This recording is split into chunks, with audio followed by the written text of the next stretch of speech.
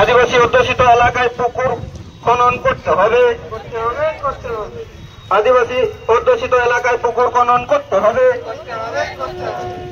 1 নম্বর ওয়ার্ডের প্রত্যেক আদিবাসী গ্রামে পানীয় জল সাবমার্সাল ব্যবস্থা করতে হবে। আদিবাসীদেরকে আলাদা। আজকে আমাদের মিছিল হচ্ছে আমাদের বিভিন্ন আগামী আমাদের যে রাস্তা, আমাদের ঘোড়াডাঙ্গা থেকে খাটগুড়িয়া যাবার রাস্তা, আমাদের ছোট ছোট বাচ্চারা ওই খাটগুড়িয়া স্কুলে পড়াশোনা করতে যায়। সেই রাস্তাটা আমরা দীর্ঘদিন ধরে আমরা আবেদন করে এসেছি। আবেদন করার সত্ত্বেও এখানে না মহকুমা শাসক না এখানে দুর্গাপুর মিউনিসিপ্যাল কর্পোরেশনের মেয়র এখনও তাদের ঘুম ভাঙেনি। এতগুলো আমাদের বাচ্চাদের এই অবস্থার মধ্যে, এই বৃষ্টির মধ্যে আজকে এই র্যালিতে অংশগ্রহণ করেছে। কারণ আগে থেকেও আমাদের বাচ্চাগুলো ওই যে আমাদের রাস্তা, সেই রাস্তা দিয়ে আমাদের অনেক বাচ্চার অ্যাক্সিডেন্ট হয়েছে, দুর্ঘটনা ঘটেছে। এখনো পর্যন্ত ওই রাস্তা আমাদের তৈরি করে দেওয়া হয়নি।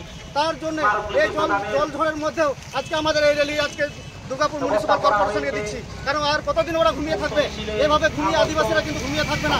এই রাস্তা যদি না সংস্কার করা হয়, পশ্চিমবঙ্গ আদিবাসী জমিদার তার ডেপুটেশনের দলে দলে যোগ দিন। পশ্চিমবঙ্গ আদিবাসী জমিদার তার কর্মসূচিতে দলে দলে অবিলম্বে পাকা রাস্তা তৈরি করতে হবে। প্রত্যেক আদিবাসী গ্রামে প্রধানমন্ত্রী আবাস যোজনা দিতে হবে। অবিলম্বে আদিবাসী অধ্যুষিত এলাকায় পুকুর খনন করতে হবে।